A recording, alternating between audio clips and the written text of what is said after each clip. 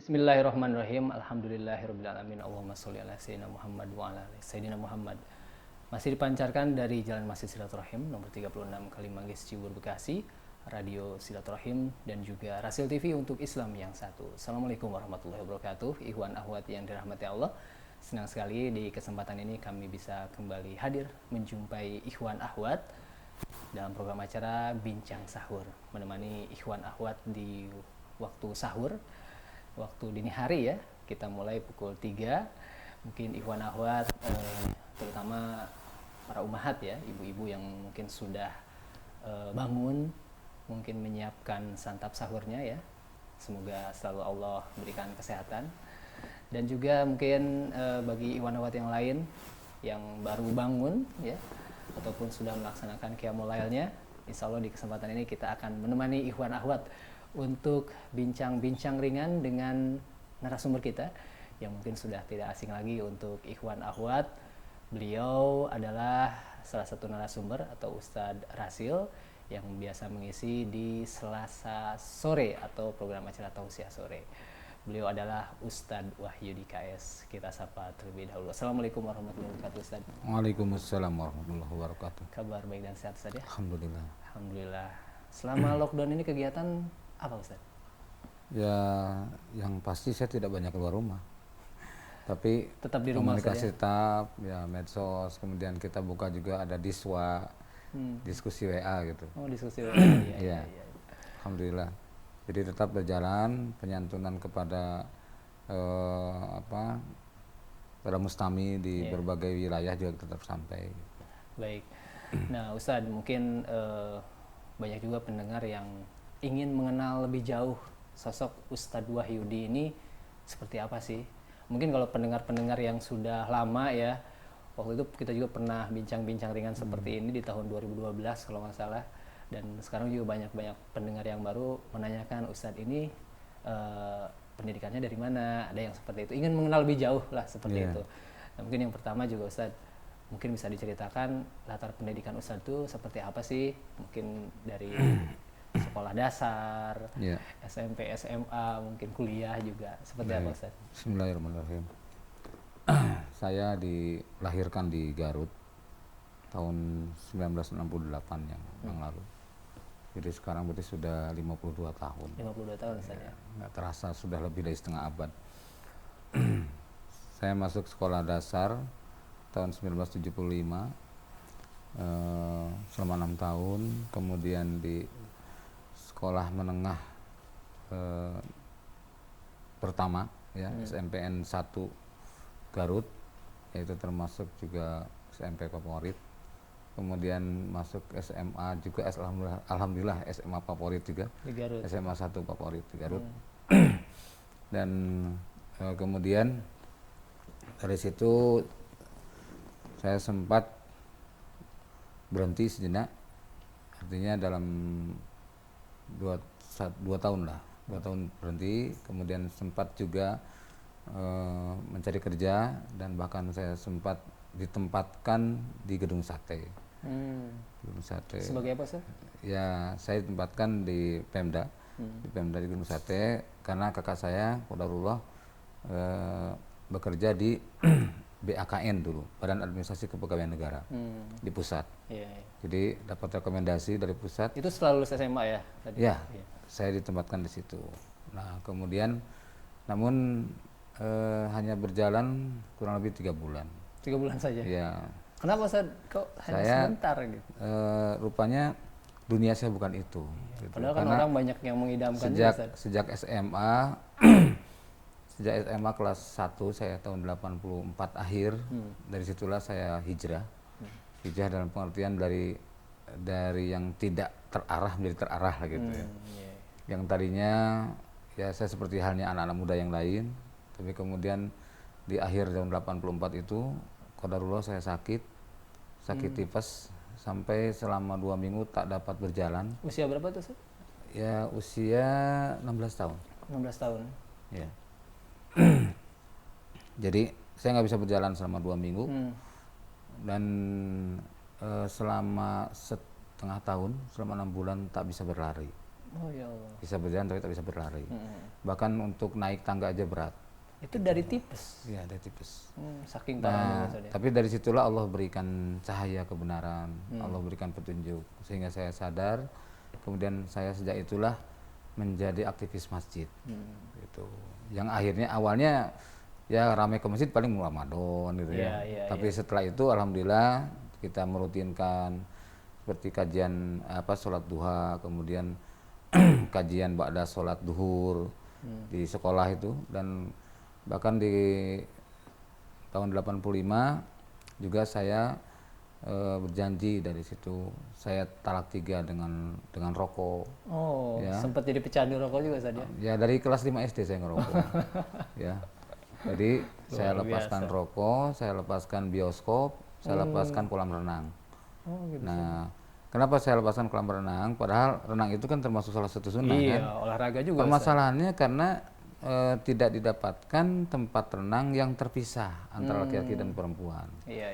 Jadi untuk menghindari maksiat ya saya tinggalkan lagi itu. Kalau dulu kan kolam renang masih jarang lagi Ustaz ya. Iya. Kalaupun ada ya itu tadi campur ya. Kalau sekarang sih alhamdulillah sudah sekarang ada. sudah. Jadi saya lama sekali tuh nggak berenang. Ya, padahal hobi ya? Iya hobi. Dari SD saya hobi renang. Iya. Gitu. Nah kemudian dari situ saya mulai belajar Islam. Yang karena saya ketika bertemu dengan teman-teman merasa ketinggalan, ya kok teman-teman sudah pandai nahu sorob. Iya, karena Ustaz kan dari sekolah umum tadi. Iya, gitu. Kan saya SD, SMP, SMA. Iya. Saya SMA pun saya ngambil jurusan fisika. Gitu. Kemudian kok orang-orang pada bisa ngi'rob gitu ya, baca bisa yang kitab kuning gitu ya. Wah, jadi saya iri jadinya. Waduh, kalau gini gimana? Bicara tentang dunia, wawasan dunia Islam. Wah, ramai teman-teman. Saya iri jadinya. Sudahlah, kalau gitu saya harus belajar. Maka belajar saya harus melebihi mereka gitu. Jadi akhirnya alhamdulillah ya siang malam saya sering keluar. Jadi kalau pulang sekolah itu berangkat dari jam 5:30 pagi, ya pulang ke rumah itu jam 6 sore. Jadi belajar dulu. Ya, jadi pulang sekolah dalam keadaan pakai seragam. Kita belajarnya di mana Ustaz? Belajar pertama di masjid. Di masjid belajar. Kemudian saya pun belajar di sama orang-orang HMI dulu, ya, sama kakak kelas gitu. Kemudian juga belajar di beberapa tempat itu ya. Nah, pelajarannya sampai akhirnya saya diinterogasi lah sama orang tua. Kamu tuh gimana katanya? Kamu mau sekolah apa mau pesantren katanya gitu. Kalau pesantren yang benar keluar dari SMA katanya. Kalau mau sekolah yang benar katanya. Nanti kamu ketinggalan katanya. Enggak Pak katanya. Yakinlah Bapak, nanti Bapak lihat rapotnya aja gitu. Karena kita dua-duanya serius. Ya, alhamdulillah pada saat pembagian rapot berikutnya saya perlihatkan beberapa tuh Pak katanya.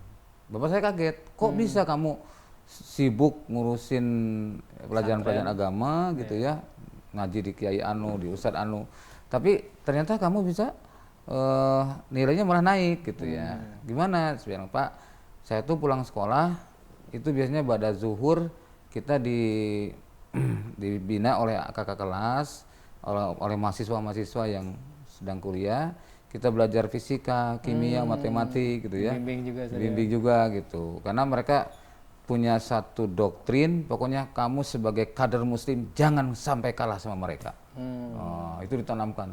Kamu harus punya prestasi. Gitu. Jadi tanamkan. Jadi teman-teman saya sendiri memang rata-rata orang berprestasi gitu. Ya, walaupun saya tidak selevel mereka gitu ya. Tapi alhamdulillah dengan itu terbantu gitu. Jadi dan termotivasi juga ya dari kakak kelasnya ya. Nah, kemudian tadi untuk belajar Islam, waduh saya berarti harus belajar lebih dari mereka. Di samping saya ikut halakoh mereka, ya, tapi saya pun ikut kajian di tempat-tempat yang lain gitu. Kadang misalkan ngaji Bulughul Maram di Kiai Anu, kemudian nanti ngaji tafsir di Ustadz Anu gitu. Ya, jadi hampir tiap malam saya pulang sekolah ganti baju, nanti pada maghrib berangkat lagi ngaji gitu. Jadi aktif banget gitu saja. Tuh, itu dari kelas 1 SMA sampai kelas 3 SMA begitu. Nah itulah yang akhirnya membekali saya yang tadinya obsesi saya tuh menjadi seorang insinyur, menjadi seorang, kenapa jadi insinyur? Karena ada saudara sepupu, ya itu kalau main ke rumah dia seorang insinyur, cerita tentang kesuksesan dia gitu ya. Jadi kita Nah dia terobsesi ingin, pokoknya sekali tanda tangan sekian juta gitu, aduh, wah hebat nih gitu ya. Nah tapi ketika SMA bergesekan dengan Islam, akhirnya kecintaan kepada Islam makin bertambah, ya, kecintaan pada perjuangan makin bertambah. Akhirnya secara berangsur-angsur orientasi itu berubah gitu. Ya, maka dua sebenarnya yang cita-cita saya. Pertama jadi insinyur dan jadi olahragawan. Karena waktu SMP pernah jadi juara sekabupaten. Juara apa sih? Basket. Bola basket. Ya. Atlet bola basket dan lari. Lari juga pernah di juara satu. Nah, itu akhirnya setelah keluar SMA, obsesi itu masih ada gitu ya. Akhirnya saya daftar ke Unpad, ke ITB tapi tidak berhasil. Lalu saya ikut sementara lah sambil nunggu sampai masuk universitas terbuka. Ngambil statistika terapan. Nah, pada saat sepanjang perjalanan kuliah di statistika terapan ini, di hati itu sering kali berontak gitu. Kenapa? Di kampus misalkan kita belajar tentang diferensial, integral dan sebagainya. Tapi di luar kita harus baca Quran, Sunnah. Waduh, kok jadi nggak match gitu ya. Nah, udahlah Bismillah. Akhirnya saya tinggalkan, saya hijrah juga dari Garut dulu ke Tasik. Ke Tasik. Tahun 90 saya hijrah ke Tasik. Jadi saya lulus SMA 87, ya. 88 saya sempat ke Gedung Sate gitu. Kemudian tahun 90 saya hijrah ke Tasik. Kenapa Tasik, Ustaz? Nah, jadi saya ceritanya gini. Sebenarnya saya ingin di Bandung, sebenarnya ingin di SSC, bantu Pak Sony Sugema dulu. Iya, almarhum. Ya, Allah yarham. Beliau saya ingin di SSC sekaligus bantu ngajar gitu ya, sambil saya kuliah gitu. Nah, tapi kemudian saya istihoroh juga. Kalau selalu istihoroh itu selalu dalam, setelah itu mimpi saya ada di Tasik gitu ya. Nah, tapi penasaran juga, saya tidak mau dengan selera gitu ya. Saya tanyakanlah kepada Waliul Imam Ustadz Masduro dulu tanya. Ustadz, gimana nih saya sebaiknya apa hijrah ke Tasik atau ke Bandung? Tapi yang pasti saya harus hijrah dari Garut.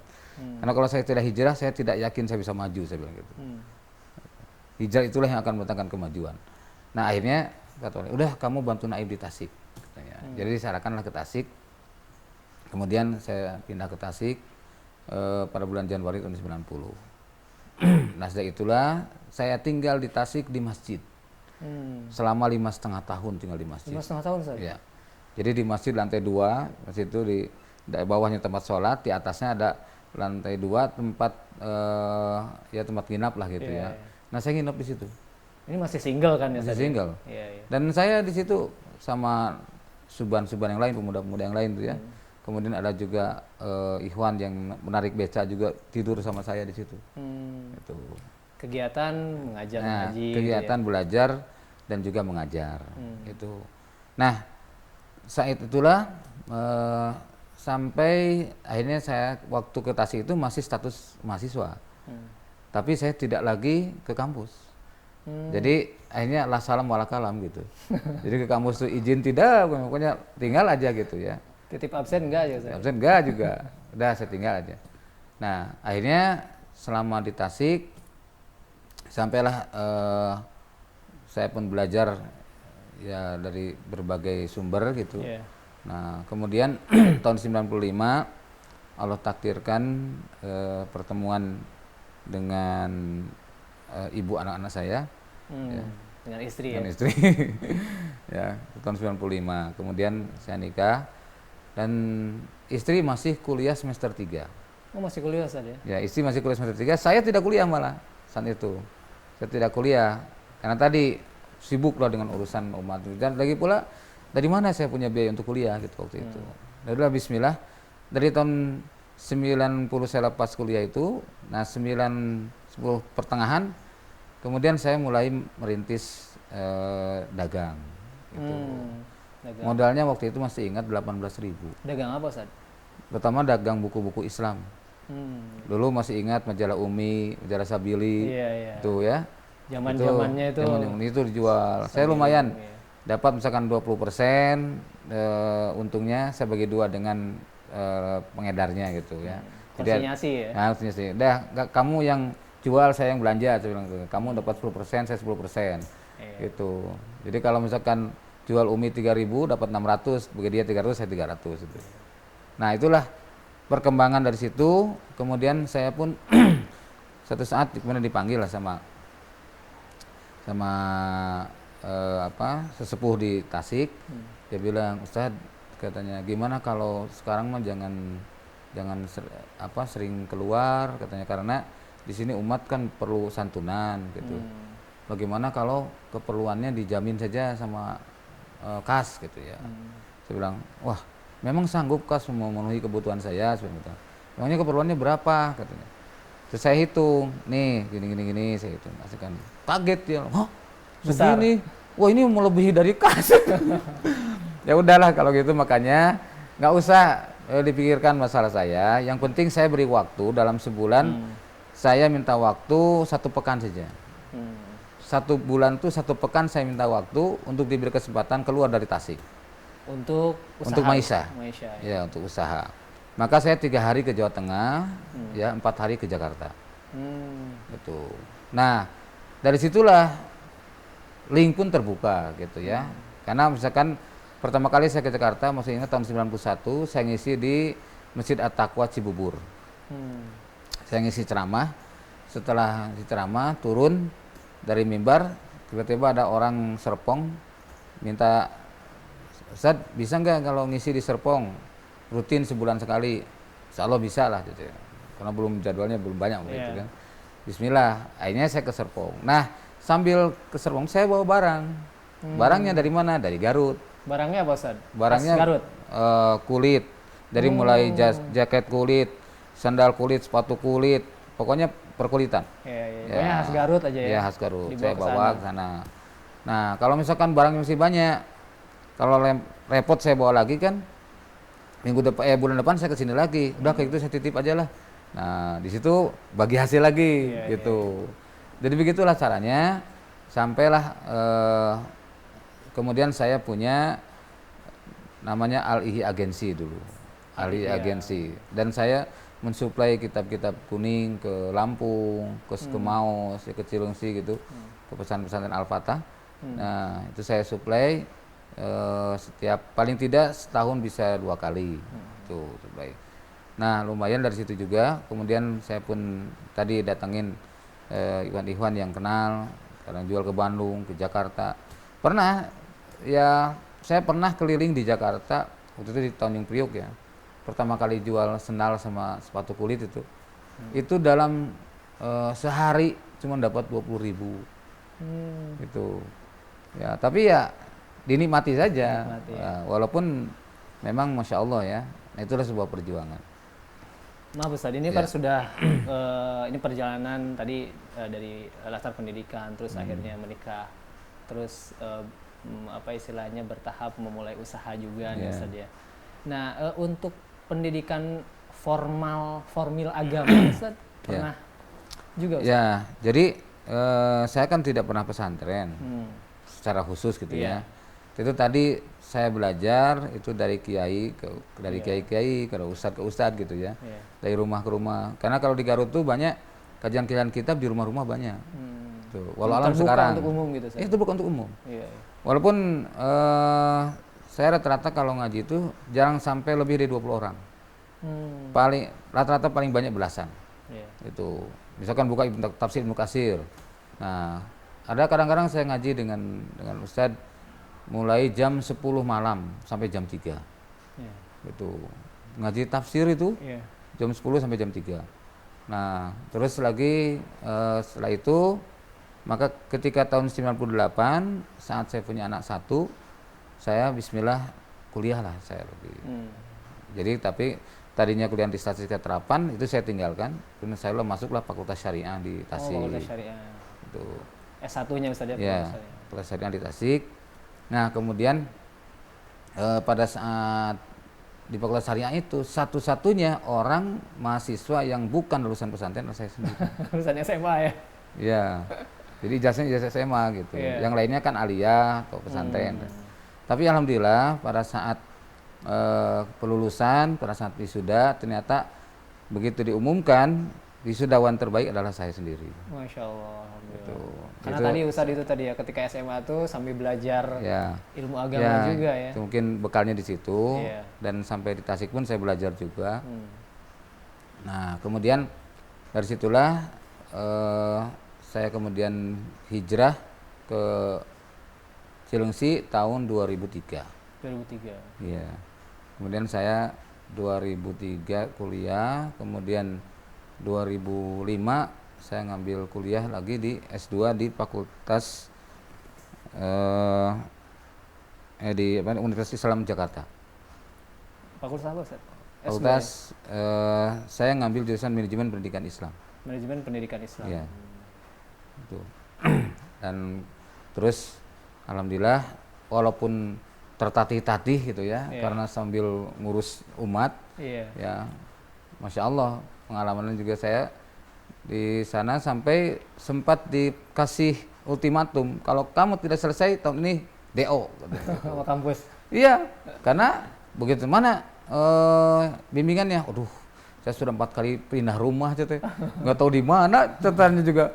Nggak bisa kalau gitu harus diulang lagi, Emang diulang filenya nggak ada Ustadz? Ya? Filenya nggak ada, file di Nggak ada. komputer. Tesis saya harus diulang lagi jadinya. Jadi tesis saya sudah hampir selesai, Iya, harus diulang lagi. Ya udah Bismillah lah, 3 bulan saya konsentrasi, saya izin pada Imam Muhyiddin Hamidi, Imam minta izin, saya karena diberi ultimatum begini, ya udah kalau itu Fokus. konsentrasi.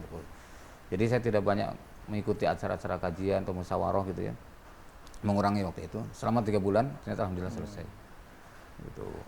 Itu S2 ya, penuh perjuangan. Ustadz. Ya, kemudian setelah itu saya ingin lanjut ke S3, tertunda-tunda. Tahun 2014 ketika akan masuk, saya sudah survei ke Malaysia, sudah survei ke beberapa perguruan tinggi. Supaya qadarullah dapat amanat memimpin Pondok Pesantren Al-Fatah. Iya. Akhirnya memimpin 8 lembaga.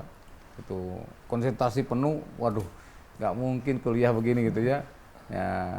Ya, tahun 2015 tambah lagi amanatnya, ya kan, untuk jadi koordinator majelis taklim di seluruhnya gitu. Akhirnya dari situ saya minta dilepaskan salah satu. Jadi mudirnya sebagai pimpinan pondok saya mengundurkan diri ya tahun 2016. Iya. Saya mengundurkan diri, kemudian konsen dengan pembinaan majelis-majelis taklim di berbagai wilayah. Iya. Nah, dari situlah sampai sekarang, dan akhirnya sekarang ya sambil tertatih-tatih ya saya berusaha untuk mudah-mudahan bisa menyelesaikan S3 saya. Iya. Amin, semoga Allah mudahkan. Iya. Berapa lama lagi Ustadz kira-kira Ustadz? Ya harapan sih pinginnya selesai tahun ini, paling lama tahun depan lah gitu. Amin, amin. Didoakan juga sama pendengar Ya. pemirsa. Nah, sebenarnya tinggal nulis, cuman masalahnya tadi kadang-kadang bertumpuk, menulis, Iya. ada lagi Banyak pesanan tulisan amanah yang ya. lain dan sebagainya. Nah Ustadz dikenal juga sebagai selain sebagai dai juga sebagai entrepreneur Ustadz. Ini juga kan dua hal yang perlu fokus kita juga Ustadz. Iya. Ya, Ustadz juga kan sudah perjalanan dakwahnya sudah kemana-mana gitu Ustadz. Dan usahanya yang tadi diceritakan sudah dirintis dari jualan buku tadinya gitu saja, ada merek tadi Al-Ihya Ustadz ya. Dulu Al-Ihya Agency, sekarang Al-Ihya Collection. Nah, Al-Ihya aja ya namanya. Nah, itu bagaimana Ustadz? Karena banyak juga dai yang memang dia fokus di dai saja sudah lumayan menyita waktu, menyita pikiran, fokus gitu Ustadz. Iya. Ketambah dengan usaha. Tapi Ustadz bisa berjalan beriringan gitu. Apalagi di tengah pandemi seperti ini kan banyak juga dai yang Masya Allah ya teruji gitu Ustadz. Iya. Nah, bagaimana Ustadz? Jadi pada prinsipnya saya karena awalnya dapat pesan dari orang tua, dari mertua dan dari guru saya. Bahasanya begini, kamu hidupkan dakwah, tapi jangan mencari hidup dari dakwah. Hidupkan dakwah, Tapi jangan mencari hidup dari dakwah. tapi jangan mencari hidup dari dakwah. Itu saya pegang gitu sampai sekarang. Bismillah, apapun jadinya, pada prinsipnya ketika ada amanat dakwah, kita tidak lagi berpikir finansial. Berpikirnya adalah sampainya rahmat Allah ini kepada kaum muslimin, kepada umat manusia. Gitu. Finansial serahkan semuanya kepada Allah. Gitu. Makanya dari situlah saya membackup diri dengan usaha tadi. alhamdulillah ya sekarang sudah punya toko kecil-kecilan yang tadinya modalnya 18.000 tadi. Gitu. Nih, tokonya tuh mungkin perlu diinfokan ke pendengar nih. Ya, jadi Apa aja Ustaz tuh Alia produknya? Collection saya menjual bermacam-macam herbal dan ratusan produk herbal, termasuk kemudian juga buku-buku Islam. Ya, saya pun sering kali ya kadang lewat WhatsApp atau ada ya ada SMS, ada kadang Facebook saya kirim Promosinya Ustaz. ya. Tapi kalau dulu ketika adanya Jawir tuh ya dulu Oh ya, Kru Rasil juga ya. dulu Jawir yang sering kali menungguin lah gitu mungkin toko online itu. Tapi sekarang kadang saya sewaktu-waktu di sela-sela kesibukan gitu ya, saya paling lewat WhatsApp, seringnya lewat WhatsApp. Ketika ada pesan ya kirim. Seperti kirim madu juga, orang ke Purwokerto kirim madu. Kemarin juga ya kirim buku sekitar gini, juga Bekasi atau Jakarta pun kan sering kirim buku juga sering. Ini kan Ustaz ya tadi ya, buat dai itu kan nggak mudah juga Ustaz untuk maksudnya memulai usaha juga, bisa fokus dua-duanya. Nanti kalau usaha, dakwahnya bisa ditinggalkan. Dakwah ya usahanya akhirnya terbengkalai gitu. Kalau waktu di Tasik, apa Ustaz? Waktu di Tasik begitu, kalau pas ada amanat tokonya tutup. Iya. Itu ada tugas, misalkan ketika saya sedang konsen jual madu ya, madu murni dulu Tasik. Tiba-tiba dapat amanat ke Kupang selama 1 bulan. Saya tinggal tutup tokonya. Istri saya kan masih kuliah. Nggak ada pemasukan dong ya? Yang ada pemasukan, tetap ada pemasukan dari Allah kan. Oh, iya. Maksudnya tokonya. Ya. Kemudian setelah itu juga ke Ambon saya tinggal juga ya, ke Aceh gitu kan gitu. Nah, tapi alhamdulillah sekarang kan udah ada karyawan. Ada karyawan, kita yang bisa nungguin ya. Ya, nungguin. Jadi dari pagi sampai sore ada karyawan. Jadi itu yang saya lakukan. Dan adapun belanja saya masih belum menyerahkan pada siapapun, saya sendiri yang belanja. Kalau lewat WhatsApp bisa kirim barang, saya transfer uang, gitu. Nah Ustaz, untuk perjalanan dakwah Ustaz sendiri kan mungkin sudah ke berbagai daerah, ke berbagai pelosok. Nah ada nggak Ustaz yang paling berkesan selama perjalanan dakwah itu Ustaz? Ya, jelas banyak lah. Ya pasti banyak. Gitu. Di antaranya Ustaz, termasuk untuk berbagi. Kalau buat yang dengar kan pasti asik ketika Ustaz. di Yaman itu, di Yaman, ya itu kan selesai daurah, ya terus orang-orang pada bertanya kepada Syekh, ya saking banyaknya pertanyaan, Syekh itu bingung gitu, kadang milihnya yang mana dulu. Nah saya langsung ketemu, ya Syekh, ana min Indonesia. Itu langsung perhatian saya. Begitu saya bilang, yang lain kan tidak mengatakan nama dari mana gitu ya, saya langsung, ana min Indonesia. Jadi saya langsung gitu. Nah, terus karena sudah habis waktunya, sementara saya kan belum dijawab. Akhirnya saya terus ngejar sisa ini keluar dari masjid. Nah, kemudian orang-orang pada disingkirkan sama saya. Lalu kemudian mempersilahkan saya masuk ke mobil. Jadi akhirnya saya diajak ngobrol panjang dalam mobil itu. Sama perjalanan pulang syekhnya gitu. Ya, jadi masya Allah itu sebelum saya menjalankan mobil, orang-orang ditutup, katanya ditutup semua. Jadi saya berdua aja dengan saya. Nah disitulah salah satu yang menjadi terkesan itu saya bilang ini, ya Syekh, apakah mungkin gitu, bahwa kejayaan Islam itu akan bangkit diawali dari Indonesia? Kata dia seperti itu Ustaz? Ya saya tanya gitu. Ya sangat mungkin, karena Indonesia inilah penduduk Muslim terbesar dan banyak tokoh yang terkenal di dunia juga, gitu ya. Dan bukan hal perkara yang mustahil Indonesia bisa menjadi pemimpin bagi dunia. Wah, saya rasanya plong gitu ya, perasaan gitu udah terjawab begitu. Artinya kita tidak boleh merasa ragu, gitu, tidak boleh berkecil hati, tidak boleh minder bahwa Allah Subhanahu wa taala memberikan potensi pada kaum muslimin Indonesia untuk menjadi pemimpin dunia. Itu yang sangat terkesan sampai sekarang ketika di Yaman, di Yaman itu. Kalau di Indonesia sendiri Ustaz? Di Indonesia banyak sekali ya, di Indonesia terutama di daerah Jawa Barat. Jawa Barat malah saya. Kirain di pelosok-pelosok gitu, di Papua, di ada seperti halnya contoh ketika saya masuk ke pedalaman Kalimantan Barat. Kalimantan Barat. Ya. Jadi ada berita bahwa ada 448 jiwa itu ada mu'alaf di daerah Raut Kayan, Kalimantan Barat. Itu dekat perbatasan Malaysia. Iya. Kemudian saya ke sana 2 motor sampai ke sana. Nah, saya mau menyantuni gitu. Kemudian begitu sampai di masjid, ketemulah dengan salah seorang pengurus masjid. Saya bilang, Pak, boleh nggak saya silaturahim pada kaum muslimin di sini? Maksudnya apa? Mau ngisi ceramah gitu, nanti pada maghrib. Ada surat nggak dari Depag? Nggak ada. Surat pengantar gitu ya? Pengantar. Dari KUA nggak ada juga. Waduh, nggak bisa ya, di sini yang biasa ngisi orang Depag tuh orang KUA. Gitu. Tahun Jadi, berapa saat itu? tahun kurang lebih 2007. 2007. Aduh, katanya nggak bisa. Lantas gimana? Jadinya begini saja. Mungkin kalau ada surat nanti kami bisa, gitu ya. Oh, ya udah begini Pak. Ada orang sakit nggak? Emang kenapa katanya? Ya barangkali Allah takdirkan saya insya Allah bisa ngobatin. Ada katanya. Siapa? Itu istrinya bendahara masjid. Sakitnya apa? Nggak bisa jalan katanya. Sudah berapa lama? Sudah lebih dari seminggu. Oh ya udah, Bismillah. Tolong antarkan saya ke rumahnya. Akhirnya saya ke rumahnya. Mana suaminya? Ya saya. Boleh istrinya saya obatin? Oh boleh. Terus tanya, Ibu emang bisa jalan Bu? Enggak. Berdiri? Enggak. Udah berapa lama? Sudah lebih dari seminggu katanya. Ibu mau sembuh? Mau lah. Mau diobatin? Mau. Mau. Ya udah, begini Bu. Yang maha penyembuh itu adalah Allah. Bukan dokter, bukan siapapun. Itu yang harus Ibu yakini. Ya. Tidak boleh Ibu yakin kepada siapapun yang sebagai penyembuh kecuali Allah SWT. Yang kedua, selama Ibu dalam kondisi sakit, Ibu harus terus menjalankan syariat Islam. Bagaimana Ibu sholatnya? Saya nggak sholat. Lah kenapa? Kan lagi sakit katanya. Loh, emang nggak pernah diajarkan? Nah dulu diajarkan, enggak katanya. Oh berarti nggak pernah diajarkan nih. Ya udah saya ajarin dulu nih cara tayamum begini ya. Terus saya sholat sambil duduk begini atau sambil berbaring begini saya ajarkan.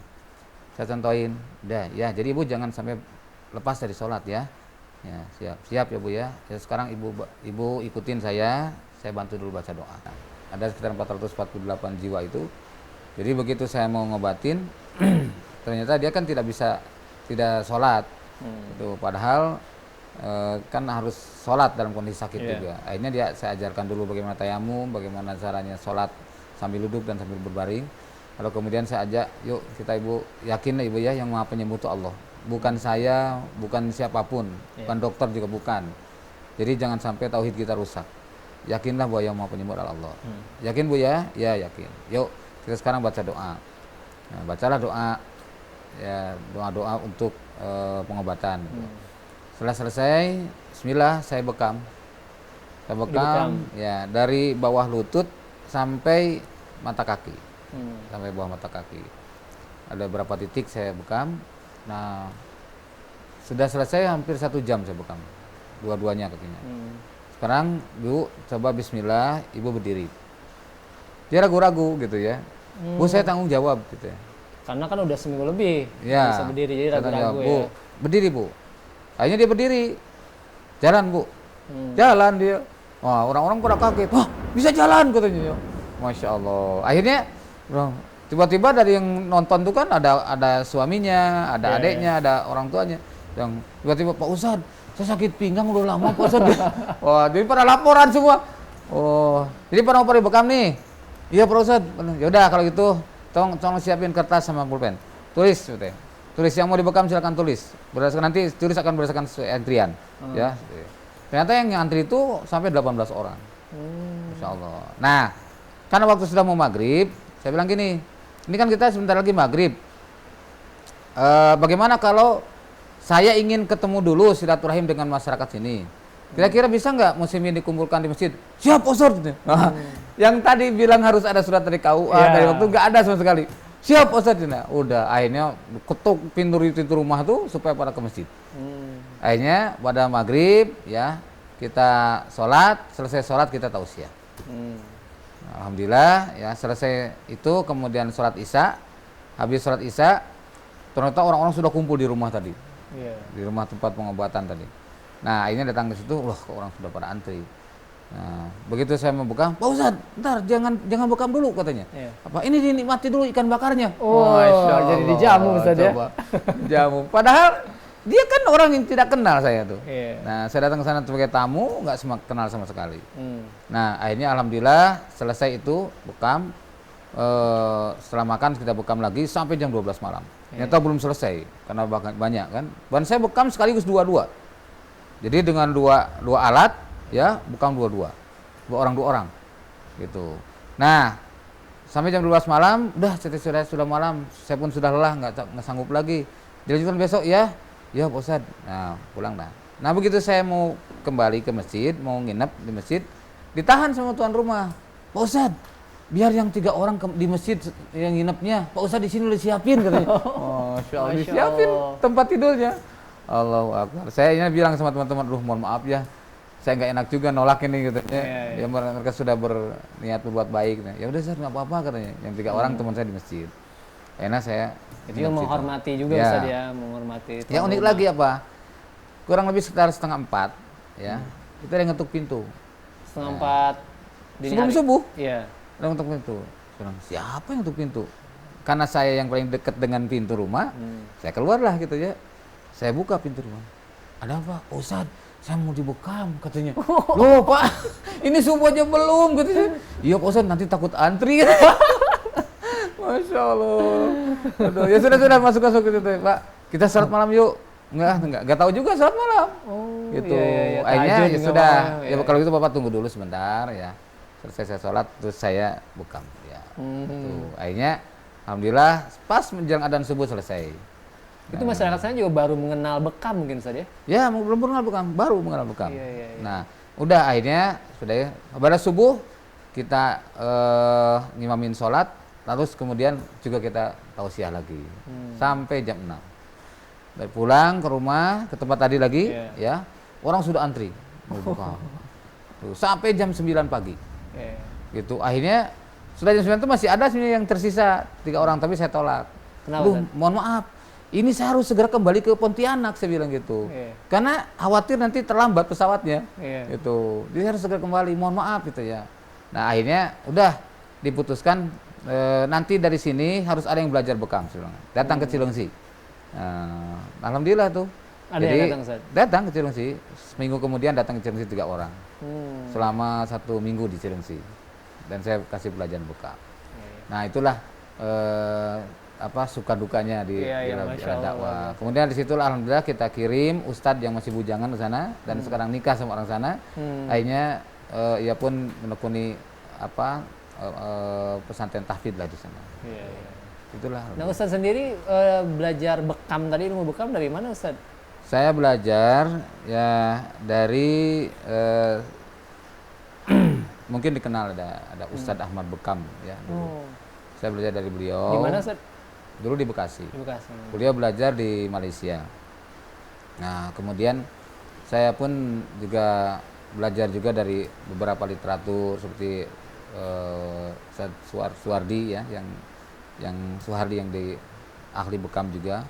Kemudian ke Ustadz Abu Akila. Tapi saya kepada Ustadz Abu Akila tidak belajar langsung, tapi saya dibekam oleh beliau. Dengan itu saya belajar. Gitu. Melihat Ustadz ya. Belajar dan prakteknya. Makanya sejak itu saya kadang membekam dengan pisau, kadang dengan silet, kadang dengan jarum. Gitu. Jadi tergantung orang itu. Waktu di Yaman tuh banyak sekali yang kita bekam.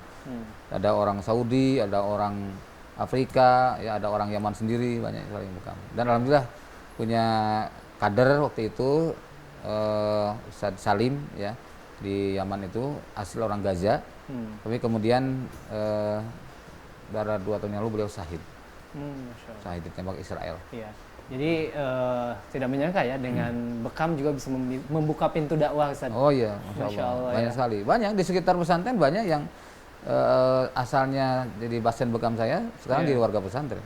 Masya Allah ya. Ustaz, ini kan untuk dunia dakwah tadi Ustaz salah satu hal yang berkesan tadi di Yaman, kemudian di Indonesia di Kalimantan Barat. Ada nggak Ustadz yang hal-hal yang mungkin ketika menjalankan dakwah, menyampaikan risalah Nabi ini, ada hal yang di luar logika kita, mungkin ini langsung apa istilahnya dari Allah saja Ustaz gitu ya. Hal-hal seperti itu ada nggak Ustaz? Banyak, kalau Banyak, Ustaz, ya? seperti itu banyak. Ya seperti halnya waktu di Kupang, kemudian di Seperti apa, Ambon, ya. Kalau misalkan ketika kalau yang saya sendiri alami langsung ketika di Ambon itu kita kesulitan kendaraan. Jadi saya mengisi ceramah di daerah Morela. Morela itu dari Al-Fatah kita, di Al-Fatah di Ambon itu kurang lebih sekitar 12 kilo. Itu. Kemudian ketika mau berangkat sore-sore pas qadarullah hujan rintik-rintik. Lalu kemudian pagi-paginya itu habis kerusuhan. Kalau sudah kerusuhan terjadi, tidak ada kendaraan yang lewat. Itu masih sepi. Masa-masa masih kerusuhan di Ambon, kerusuhan di Ambon. Tahun 2000 ya? Tahun 99. 99. Kan peristiwanya 19 Januari 99. Iya. Nah, saya waktu itu bulan Mei. Itu masih ramai. Jadi selama saya di Ambon tuh kurang lebih 10 kali kerusuhan tuh. Masya Allah. Gitu. Nah, pada suatu ketika setelah kerusuhan itu sepi jalan, tapi saya harus ngisi kajian, ngisi ceramah di Morela. Kemudian akhirnya saya bilang sama teman saya, ayo kita berangkat kemana? Ke Morela. Lah kan tadi kerusuhan. Terus ya nggak ada mobil. Ya nggak apa-apa. Ini makanya berangkat sekarang pada asar. Karena acaranya pada maghrib. Jalan kaki. Maksudnya jalan. Wah jalan. 12 kilo jauh lah katanya. Ya justru karena jauhnya kita berjalan sekarang supaya nyampe. Saya bilang gitu. Waduh katanya. Di lokasi konflik lah Ustaz. Hujan lagi katanya. Nah hujan ini begini aja cengeng amat lah katanya. Udahlah kalau nggak mau saya sendiri, jalanlah saya sendiri. Iya. Nah rupanya dia nggak tega juga lihat saya, ngikutin dari belakang. Nyampe di pinggir jalan raya, karena ada sekitar 300 meter dari komplek pesantren itu ke luar. Nah terus, aduh baru kok ngikutin? Ya saya nggak tega lihat ente sendiri katanya gitu. Ya udah yuk jalan. Nggak nyampe 15 langkah perasaan saya itu. Ya. Tiba-tiba ada mobil nyalip, terus berhenti di depan, turun supirnya. Pak Ustadz mau kemana katanya? Saya mau ke Morela Pak. Oh ayo kita antar Ustadz. Nggak ada mobil Ustadz katanya sekarang. Ya, oh Bapak mau kemana? Nanti ganggu. Enggak. Biar pokoknya saya yang penting Ustadz sampai dulu. Gitu. Dianterin sampai ke tempat. Saya mau Tapi bayar itu nggak mau. kenal kan Ustadz? Nggak kenal. Saya mau bayar nggak mau juga. Nah, udah ini dia balik lagi.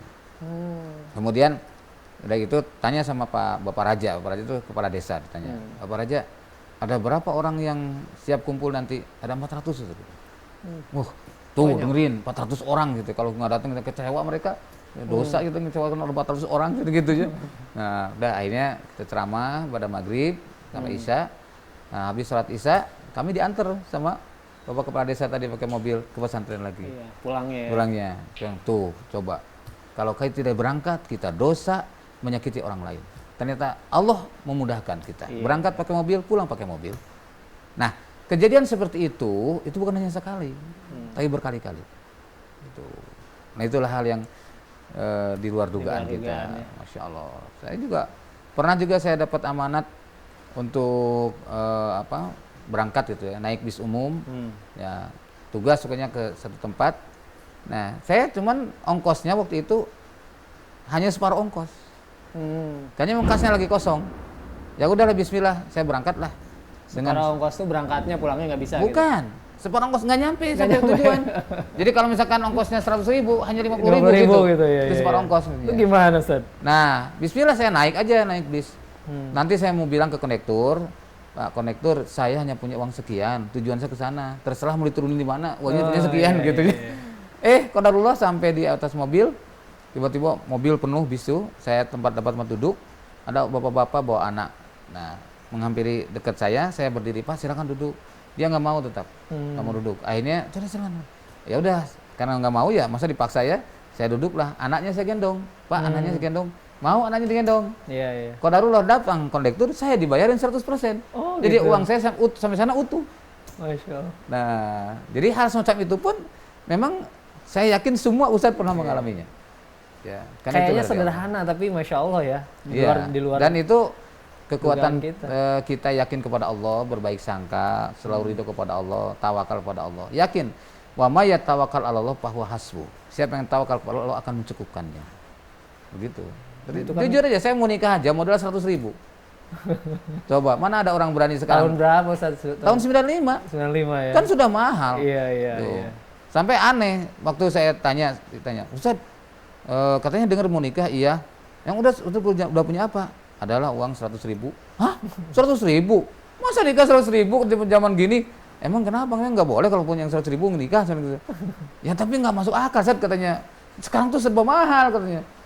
Ya udah bismillah lah. Pokoknya gini. Waktu Bapak nitip anak Bapak ke saya untuk dikirim ke pesantren Al-Fatah Lampung. Ingat nggak?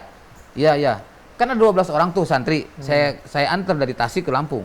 Termasuk anaknya Bapak ini. Ya, ingat nggak? Ingat. Nah, Bapak ingat nggak ngasih uang ke saya? Oh iya, ngasih uang kan 20.000? Ya, 20.000 itu untuk satu jalan. Ya, tapi saya sudah punya ongkos untuk 20.000 itu kan, untuk pulang pergi sudah siap. Nah, tapi Bapak masih ngasih ongkos juga kan? Kenapa? Ya saya punya perasaan lah, saya nitip anak saya, kalau saya berangkat kan saya mahal, bolak-balik. Tapi saya nitip Ustadz, ya saya wajar lah ngasih uang saku ke Ustadz 20.000. Nah, Bapak manusia punya perasaan pada saya untuk nitipkan anaknya, betul? Sekarang Allah nitipkan anak orang lain pada saya, nggak mungkin membiarkan begitu saja. Berat kayak gini banget. Makomnya udah tinggi. Masya Allah. Ya, alhamdulillah. Yeah. Ternyata betul. Saya bisa menyelesaikan istri kuliah kan. Saya tuh waktu istri saya kuliah betul-betul memang tadi kan nginep juga di masjid. Yeah. Baru setelah nikah turun saya ngontrak rumah. Gitu. Ngontrak rumah. Nah, istri waktu kuliah saya sempat pinjam uang masjid untuk bayar uang kuliah. Pinjam aja uang masjid situ yang dekat yang biasa aktif di situ. Nanti dibayar. Alhamdulillah bisa dibayar. Kemudian dalam kepepet sekali, malu pun ya anggap hilang aja, anggap tidak malu aja, pinjam sama mertua. Coba.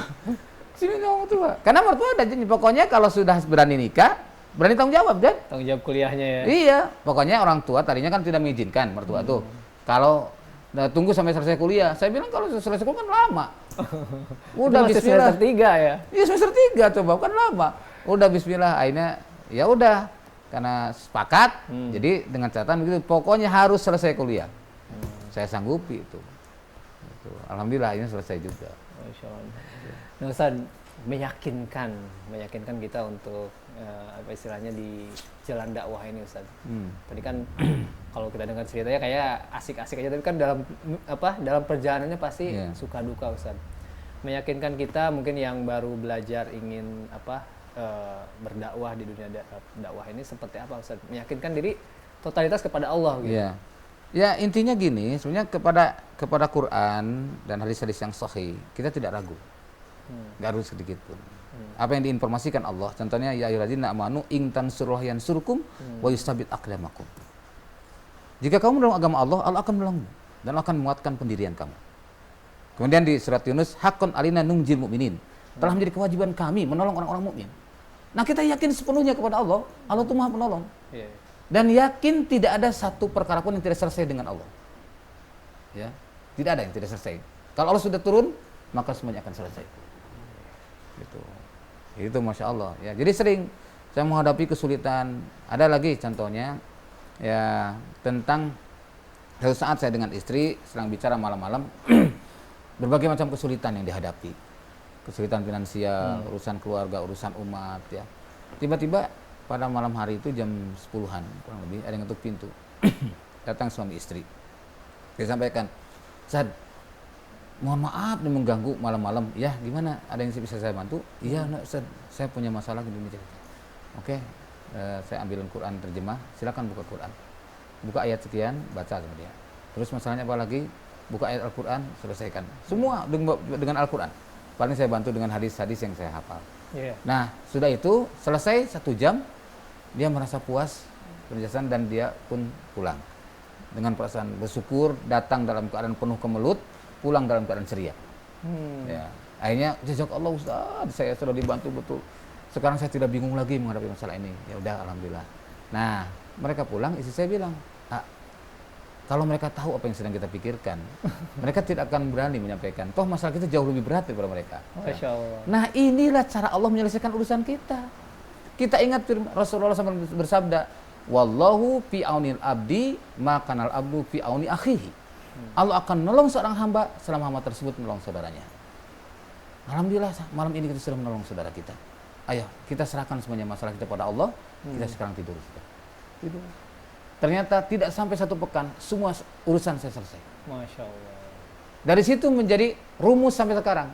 Iya, Ingat, istri saya selalu ingat. Kalau ada masalah, cari orang yang punya masalah. Kita selesaikan urusannya. Allah akan menyelesaikan urusan kita. Masya Allah. Masya Allah. Termasuk dalam jalan dakwah juga sama begitu. Iya, iya, iya. Nah, Ustaz, saya jadi tidak bisa berkata-kata lagi nih. Masya Allah, Ustaz. Nah, Ustaz, di tengah pandemi, ujian pandemi COVID-19 ini, Ustaz melihatnya seperti apa, Ustaz? Kira-kira hikmah apa yang bisa kita ambil nih, Ustaz? Ya. Jadi, ma khalaqta hadza batila. Tidak ada yang sia-sia. Semua yang Allah ciptakan mesti ada musibah di balik hikmah. Ada hikmah di balik musibah. Iya. Ya. Nah, jadi ada hikmah di balik musibah. Banyak sekali hikmah yang saya dapatkan. Ya. Kalau kita berangkat dari husnuzon, berprasangka baik kepada Allah. Allah hendak menegur hamba-hambanya agar makin dekat kepadanya. Inilah cara Allah untuk supaya hambanya lebih mencintainya. Agar hambanya lebih mengimani kepada kekuasaannya. Ya. Masya Allah, kalau kita takut dengan corona yang hanya ukuran nanometer, sementara ada kekuasaan Allah yang lebih dahsyat. Siksa Allah yang siap menanti kita apabila kita durhaka kepadanya. Kenapa kita tidak takut? Nah, berbagai macam hikmah. Termasuk juga dengan hikmah ini, contoh misalkan kepada alam sekitar. Kan sekarang udara makin bersih. Karena tidak ada polusi. Maka lapisan ozon yang tadinya sudah bolong, sekarang sudah tertutup lagi. Subhanallah, luar biasa. Dan saya sendiri alhamdulillah bisa menjelaskan beberapa tulisan saya, karena saya tidak keluar-keluar. Gitu. Jadi semuanya ada hikmahnya.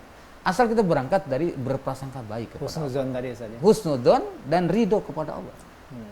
Tapi kalau berprasangka buruk, ya tidak ridho kepada Allah, maka yang muncullah bukanlah ketaatan, bukanlah kenikmatan, tapi justru sumpeknya hati, ya rasa sempitnya hati, dan itu menjadikan buruk sangka kepada Allah. Akhirnya Allah mengikuti prasangka hambanya. Itulah yang saya lakukan. Masya Allah. Nah, mungkin ada resep juga Ustadz buat para pendengar yang saat ini masih di rumah dan karena lockdown ini aktivitas sangat berkurang, aktivitas ibadah juga kan banyak masjid-masjid yang ditutup, Ustadz, di himbauan pemerintah. Ya kita harus berjalan seperti apa? Harus pandai-pandai mencari sesuatu yang prestatif di bulan produktif. Prestatif di bulan produktif. Meskipun di rumah. Nanti kita akan jadikan tema pembicaraan kita pada radio silaturahim. Jadi meskipun di rumah kita harus berpikir, kita harus prestatif di bulan produktif ini. Lalu kemudian ada satu hal yang mungkin harus saya sampaikan pula. Maunah atau pertolongan yang Allah berikan ini salah satunya adalah karena kita berusaha untuk membahagiakan orang tua kita. Itu. Jadi itu kunci juga saja. Salah satu kuncinya itu. Dan saya kadang-kadang dalam kondisi terjepit, sulit untuk mencari solusi. Saya kadang tawasul kepada Allah. Dengan amal, ya Allah, saya dulu merawat ibu selama 2 tahun 3 bulan. Dan ya Allah, sekiranya Engkau ridho atas apa yang aku lakukan, apa yang saya lakukan ini, maka tolonglah saya atas kesulitan. Itu alhamdulillah ada saja solusinya. Gitu. Jadi karena saya masih ingat beberapa hari sebelum ibu meninggal, ya, menuntun ibu baca surat Al-Hasyr dari awal sampai akhir. Karena ibu sudah tidak kuat baca sendiri, ibu menyimak saja. Tapi untuk mengetahui apa ibu benar apa menyimak apa enggak, saya, Bu, sampai mana, Mak? Sampai sini.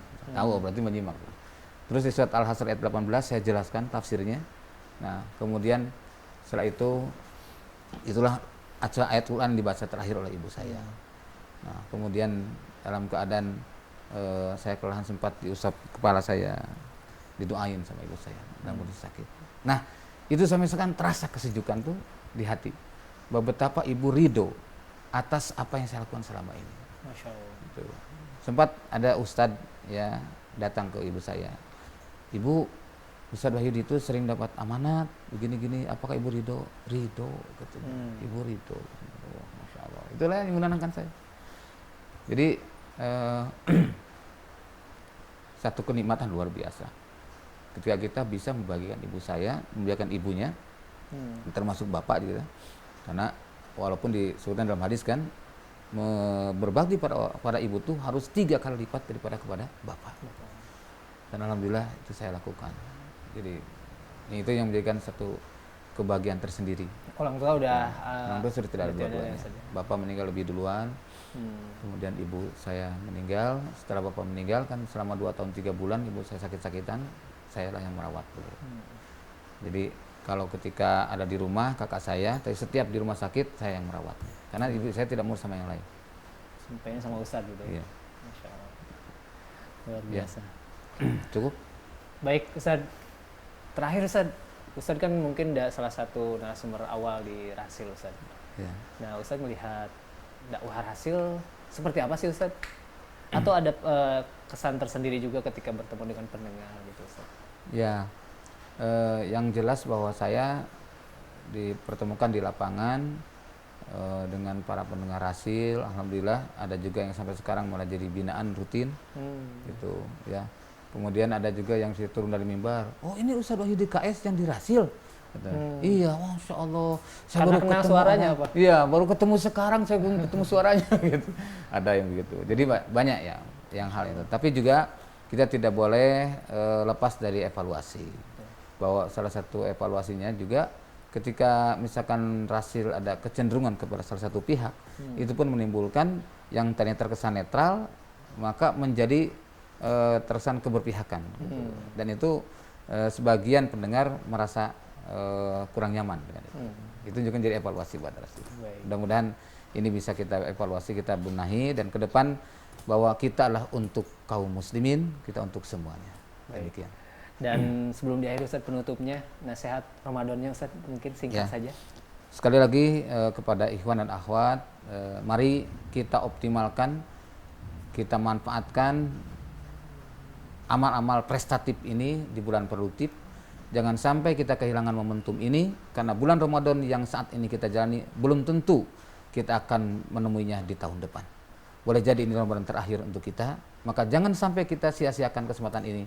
Kita optimalkan untuk meraih prestasi terbaik di bulan Ramadan, dan kita harapkan semoga kita meraih prestasi yang betul-betul terbaik selama kita melaksanakan saum di bulan Ramadan ini.